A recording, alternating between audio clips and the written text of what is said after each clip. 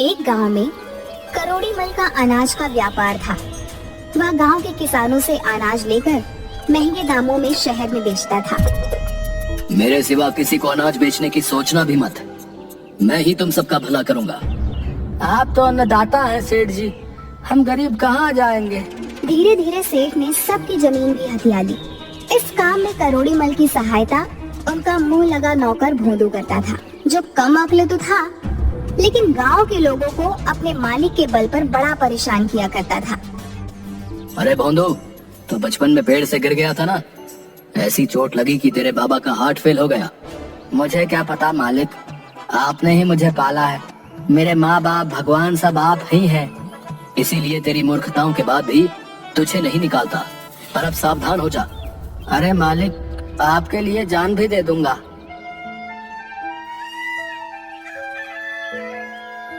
एक दिन करोड़ी मल भोंदू के साथ सामान लेने शहर गया।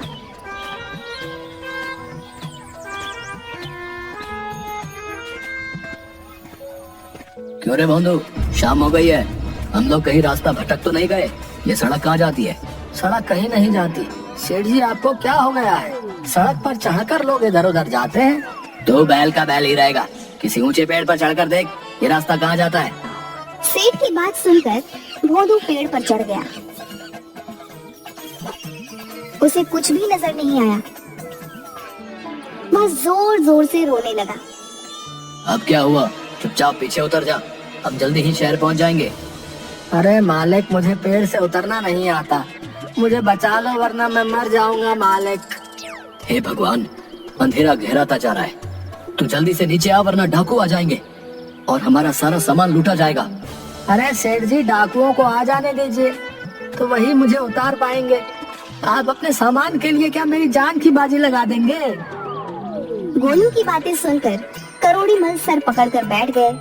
कुछ देर बाद सचमुच वहां से डाकू गुजरे।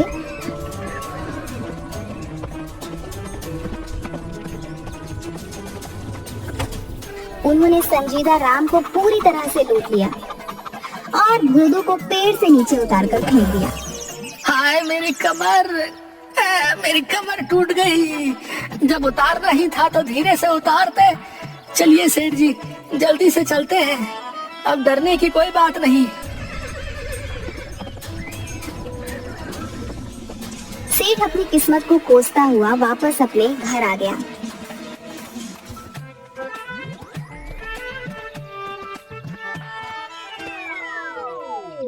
आज के बाद जब मैं सामान खरीदने जाऊंगा तो तू मेरे साथ नहीं जाएगा।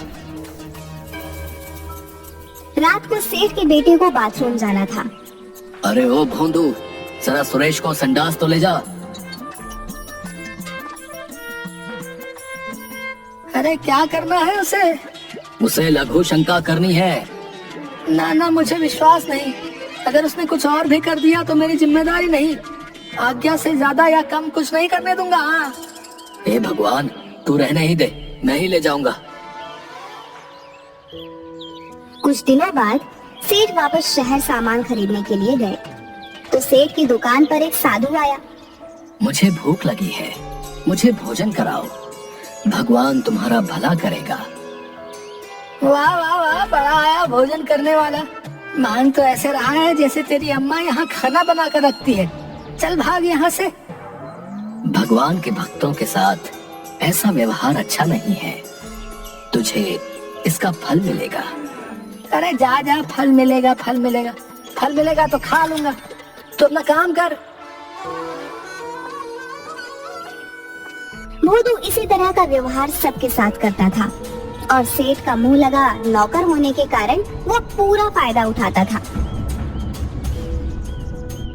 एक दिन करोड़ी मल अपनी जमीनों की लिखा पढ़ी कर रहे थे कि उनका चश्मा गंदा हो गया।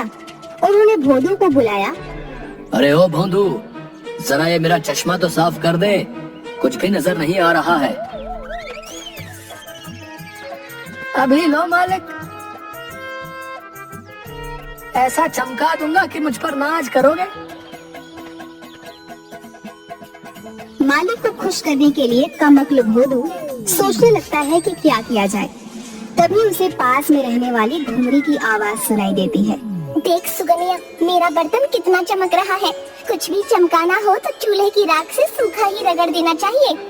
अरे बस इतनी सी बात है, आज मालिक से इनाम लेके रहूंगा। वह चूल्हे की राख से रगड़ रगड़ कर चश्मा साफ कर देता है, जिसके कारण चश्मे के शीशों पर खरोच पड़ जाती है। अरे कमबख्त, ये क्या कर दिया मेरे चश्मे का तूने? इसी समय तू यहाँ से निकल जा। हे भगवान, अब मैं हिसाब किताब कैसे करूँ? सेठ जी गुस्से में आकर भोदू को नौकरी से निकाल देता है। बहुत जगह नौकरी ढूंढता है, लेकिन उसकी नौकरी कहीं भी नहीं लगती। उसके व्यवहार के कारण और कम बुद्धि के कारण कोई भी उसे रखना नहीं चाहता। नौकरी तो मिलने से रही, मेरे लिए यही अच्छा है कि मैं अपना काम करूं। आज से मैं जंगल में जाकर लकड़ियां काट लूंगा। ना कोई मालिक है ना नौकर, ना कोई डांटना फटकार, आराम से जीवन बिता लूंगा। जिंदगी में कभी भी मेहनत से काम ना करने के कारण वह किसी तरह पेड़ पर तो चढ़ गया, लेकिन कुल्हाड़ी से लकड़ियां काटने में उसकी जान निकलने लगी। लेकिन वह थोड़ी बहुत लकड़ियां काट कर ले आया और उन्हें बेचकर एक दिन का खाना बना लिया। अगले दिन वह फिर लकड़ियां काटने चला। मुझसे ज्यादा लकड़ियां तो काटी नहीं जाती हैं। ऐसा करता हूँ, पेड़ की सबसे मोटी डाल पर बैठ जाता हूँ, उसी को काट दूंगा। भले ही एक टहनी काटूं, कम से कम ज्यादा लकड़ी तो मिलेगी। वह जिस डाल पर बैठा है उसी डाल को काटने लगता है। तभी वहाँ से एक साधु गुजरता है और उसे इस तरह से डाल काटते हुए देखकर जोर से चिल्लाता है। अरे मूर्ख, पागल तो नहीं हो गया है? जिस डाल पर बैठा है उसी को काट रहा है। मरना चाहता है क्या? अभी नीचे गिरेगा। साधु की बात पूरी होने से पहले डाल टूट जाती है और भोदू सूखे पत्तों के ढेर पर गिर जाता है और मन ही मन सोचने लगता है, लगता है ये साधु बड़ा ही चमत्कारी है। इसे सब कुछ पहले से पता है। मुझे इसके ही पैर पकड़ लेने चाहिए, यही मेरी नैया पार करेगा। अरे भाई, क्या तुम कोई ज्योतिषी हो? तुम्हें मेरे गिरने का पता पहले ही कैसे चल गया?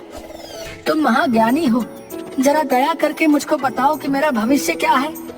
भोदू के इतना कहते ही साधु समझ गया कि भोदू पूरी तरह से मूर्ख है। उसे याद आ गया कि इसी भोदू ने उसके साथ बुरा व्यवहार किया था। वाह प्रभु, आपने इसको सबक सिखाने के लिए मुझे अवसर दे दिया। बिल्कुल सही समझे। मुझे वर्तमान भविष्य सभी का ज्ञान है बच्चा। मेरी दिव्य दृष्टि बताती है कि तुम्हारी मौत तुम्हारा पीछा कर रही है। महाराज, ये आप क्या कह रहे हैं? मुझे कोई तो उपाय बताइए। बिना दान के ज्ञान नहीं दे सकता हूँ। तुम मुझे पैसे दो, मैं तुम्हें भविष्य का ज्ञान दूंगा।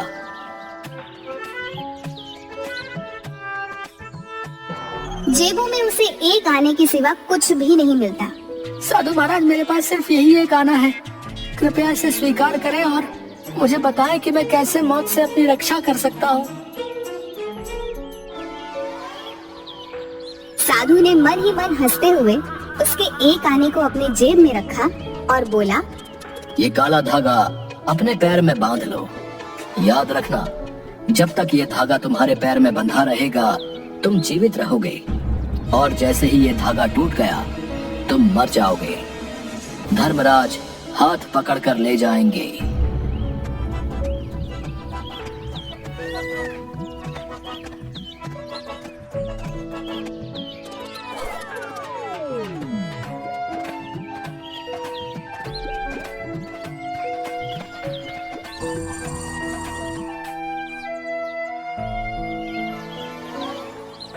अजी, कुछ पैसे कमा कर लाओ। सुबह से घर में चूल्हा भी नहीं जला है। क्या हम लोगों को भूखा मारोगे? अरे भाग्यवान, मेरे पास ज्यादा समय नहीं है। मैं बिस्तर से उठा और मेरे पैर का धागा टूटा तो तू विधवा हो जाएगी। क्या बकवास कर रहे हो? धागा टूटने से भला कोई मरता भी है? अरे आज मैं एक ऐसे महाराज से मिला था जिसे भूत भविष्य सबका पता था। उन्होंने कह दिया तो ये होना निश्चित है। भोदू की पत्नी जानती थी कि भोदू के दिमाग में जो आ गया उसको हटाना नामुमकिन है। मजबूरी में वह खुद ही काम करने सेठ करोड़ी मल के घर गई।